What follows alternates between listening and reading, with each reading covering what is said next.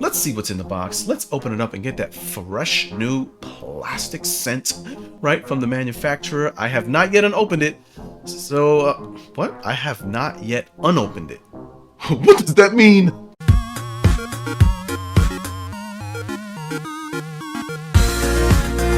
What up, techies and gamers? It's your boy Jermaine with Tech Toys and Gaming. Welcome to my channel if it's your first time, and welcome back to my subscribers and all you repeat offenders. So if you are in the same boat as me, all you gamers out there who have placed a $5 down payment for the Valve Steam Deck console roughly about a year or so ago, and you have not yet received your device yet and wondering what is it like to actually unbox this device, what is the box, right? What does the box look like? How does it come?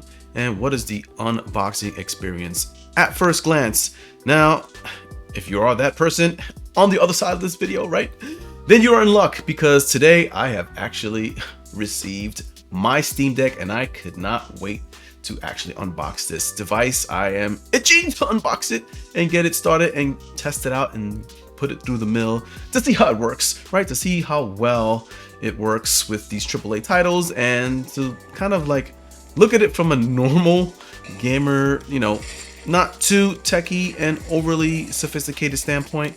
I know you probably, like myself, have viewed a lot of videos on Steam Deck, and there is a lot of, I don't know, benchmarking and all of this crazy stuff, a lot of cons that are put out there, a lot of pros. So what is it like to be the average Joe Schmo? Who invented that term, Joe Schmo? Who's Joe and why is he a Schmo? What? Let's see what's in the box. Let's open it up and get that fresh new plastic scent right from the manufacturer. I have not yet unopened it. So, what? I have not yet unopened it. What does that mean? I have not yet opened the box. So this is going to be a new experience for me as well as it is for you. Let's just get straight to it. All right. So if you're wondering what the box looks like, what it comes like when they dump it in your mailbox, in your vestibule, in your hallway, on your roof, if you're living on the roof, what? This is what the box looks like, techies and gamers. It is a cardboard box, comes with your shipping label and nothing else, and maybe some electrical warnings right there at the bottom letting you know that there is in fact batteries on this device. But yeah, this is it. Plain Jane. Why do they call Jane plain? And is she bad? No, she's good. Why not? What? All right, techies and gamers, so this is the box. This is what it looks like. So let's go ahead and crack it open and see if there is a box within a box, if there is a Steam Valve box inside of here, right? So let's look. Let's just crack it open and attention.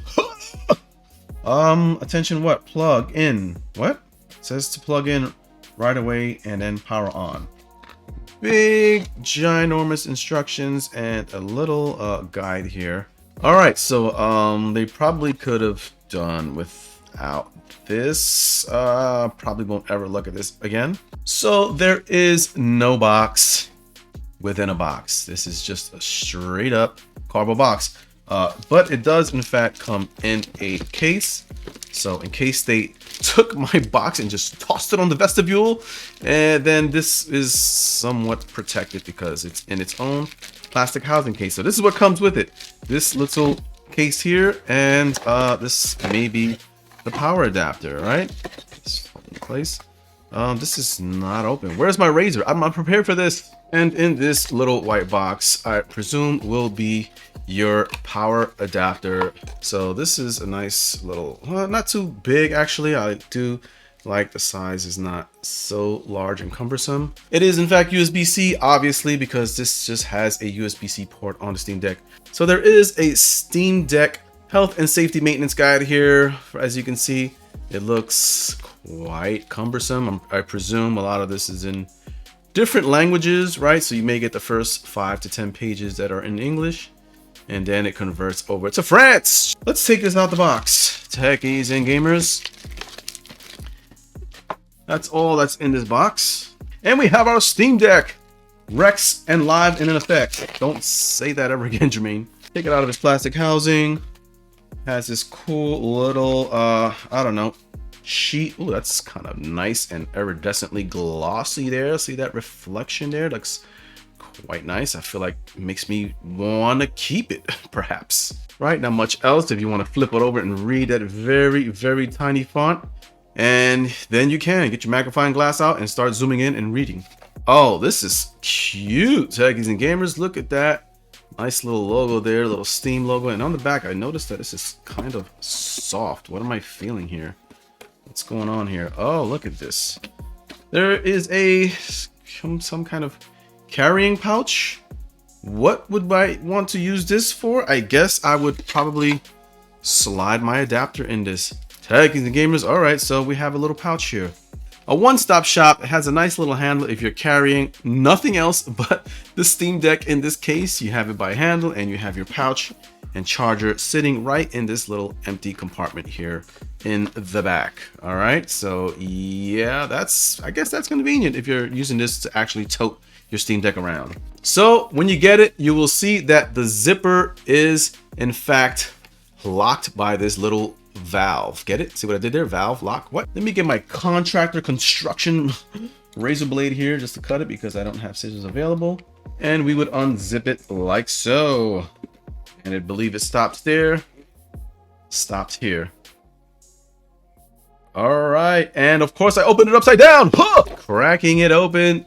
Techies and Gamers. Ooh, look at the interior on this. This is pretty sweet right here. This feels like I don't know, like a linen, but it's also kind of suede-y.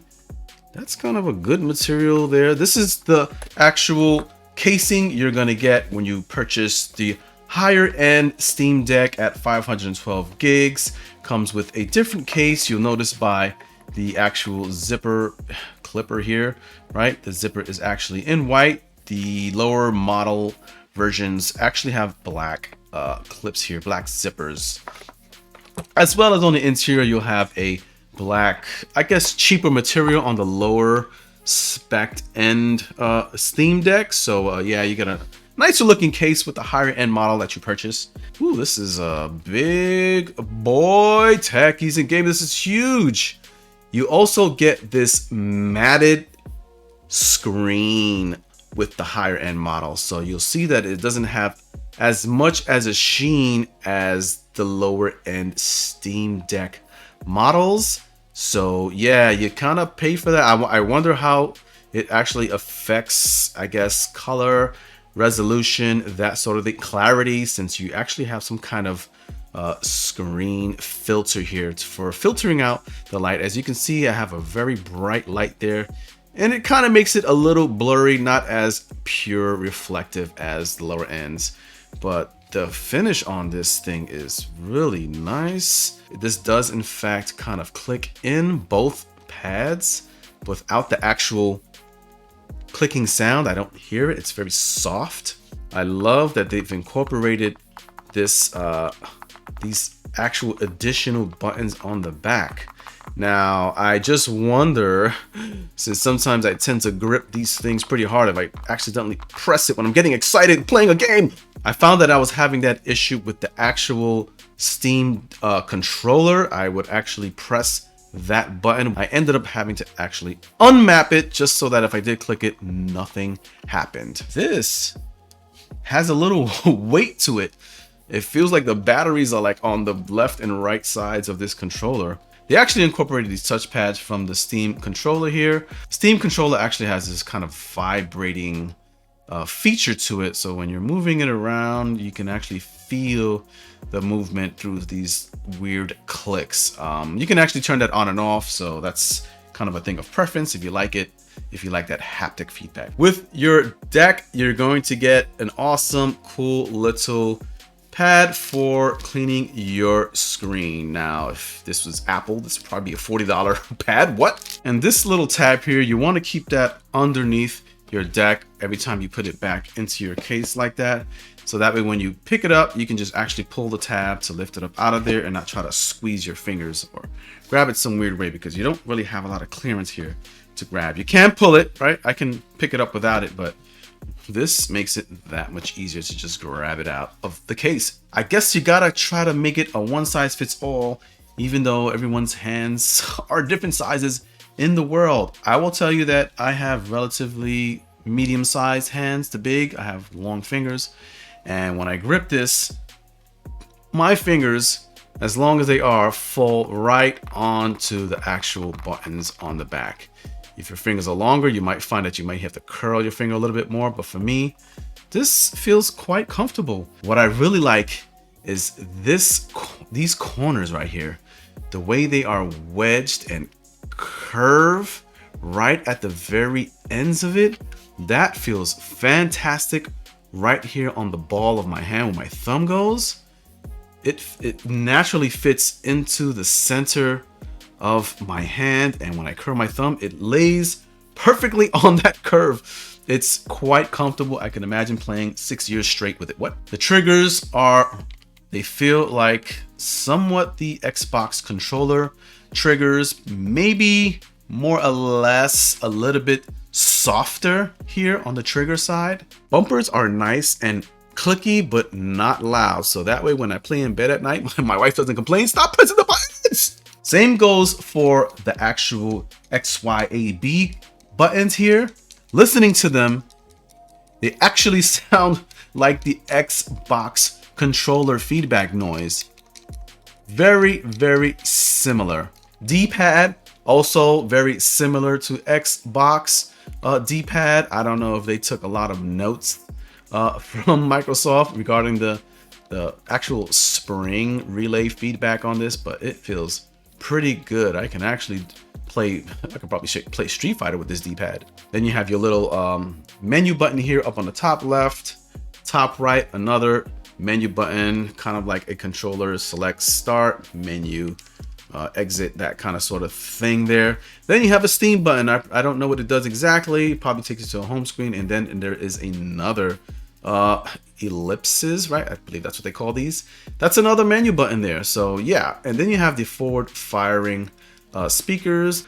Along the top, you have, looks like a power button here. You have your USB-C charger port there on the top, and that is probably your LED power indicator there right next to the power button. Ventilation, because you need plenty of that, because this bad boy will generate some steam. Get it? Steam, what? Then you have some intake here. So you're probably getting intake from here and exhaust right here along the top. 3.5mm jack, volume buttons up and down. And you have your micro SD slot here. I will tell you off the rip, I will be adding a 1TB high-speed micro SD here. So yeah, if you're gonna get it right. Even though I have the 512 gig version, I'm still adding an additional 1TB, because 512 gigs, you will run through that relatively fast. I will let you know that right now, because some of these super high-end AAA title games, they will eat right through that 512 gigs. So yeah, be prepared to add additional storage no matter what model you have. But the 512 gig does give you way more capacity and space to kind of go it without an SD card slot if you're gonna delete games as you go through them and beat them. But if you're like me and you like to install everything and then just jump around, then you will need to have more storage, more than 512 gigs. I will let you know that now. Now, I have been playing with my Nintendo Switch for quite some time, and it is quite an enjoyable mobile console gaming experience in my taste, right? I really love playing on the Switch. A lot of unique titles for Nintendo that are not offered anywhere unless you do some kind of emulation. But it has been my go-to. The only problem and kind of gripe I have with the Switch is if you have bigger hands, you see your fingers kind of there's really nowhere for me to sit my fingers. I'm just kind of gripping it on a flat back piece here.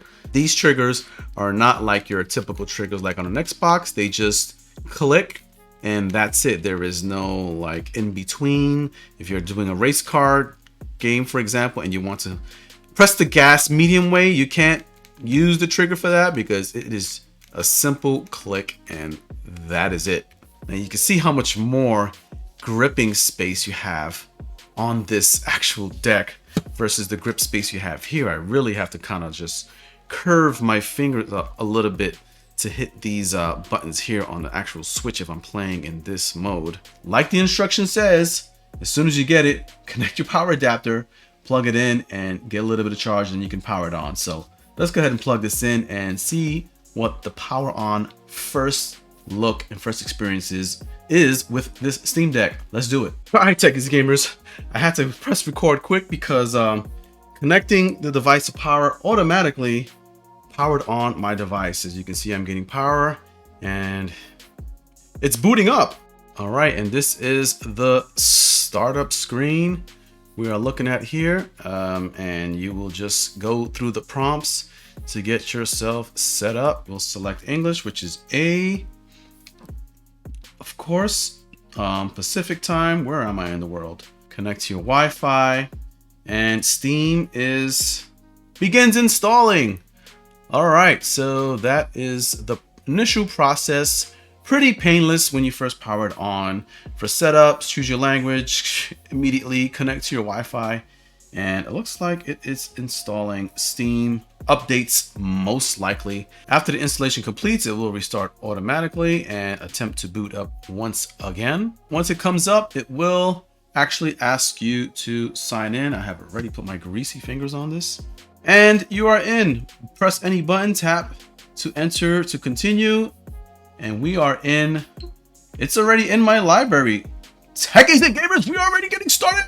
I just wanted to get you through the unboxing and navigating through some of the hardware and showing you what actually comes in box and what to expect when you get your Steam Deck, if you get your Steam Deck. And right now I'm actually downloading a game, so it looks like it's downloading pretty fast over Wi-Fi. My speeds are relatively okay.